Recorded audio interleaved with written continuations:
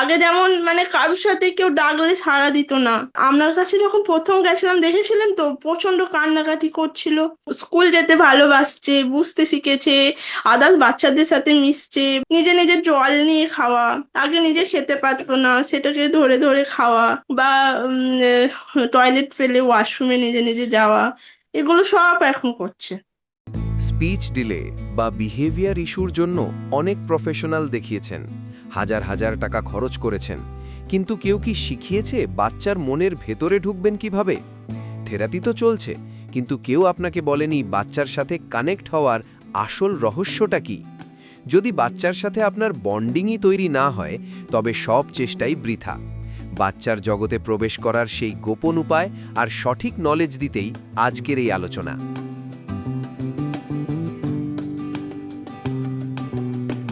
সত্যি বেগম মানে এত চেঞ্জ হয়ে গেছে, মানে আমরা হয়তো বলে বোঝাতে পারবো না। আপনার কাছে যখন প্রথম গেছিলাম দেখেছিলেন তো প্রচন্ড কান্নাকাটি করছিল।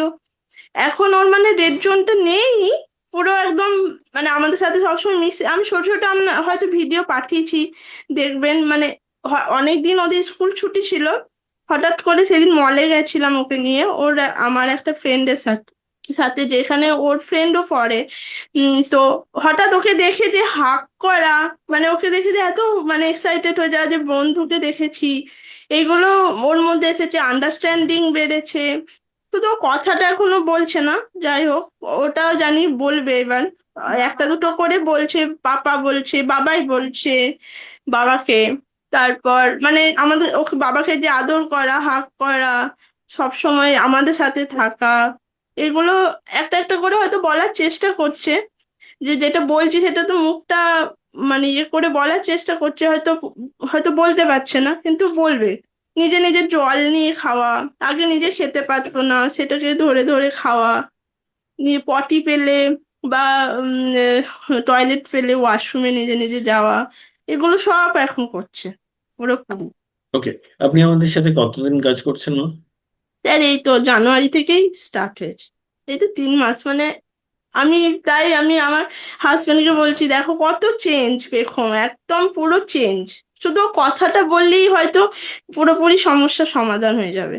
না, সেটাও হবে। স্কুলে স্কুলে সেটাও হবে। ম্যামরা এখন বলে যে বেগম অনেক চেঞ্জ হয়ে গেছে, বেগম মানে বুঝতে শিখেছে, বললে স্কুল যেতে ভালোবাসছে, বুঝতে শিখেছে, আদার্স বাচ্চাদের সাথে মিশছে। বা আগে যেমন মানে কারোর সাথে কেউ ডাকলে সাড়া দিত না, ও নাম রেসপন্স করতো না, এখন নাম রেসপন্স করছে। মানে ডাকলে তার কাছে ছুটে যাওয়া, কথা বল মানে চেষ্টা করা, বলা, সবকিছু দেখা। আগে যেমন কোনো দিকে তাকাতোই না রাস্তায়।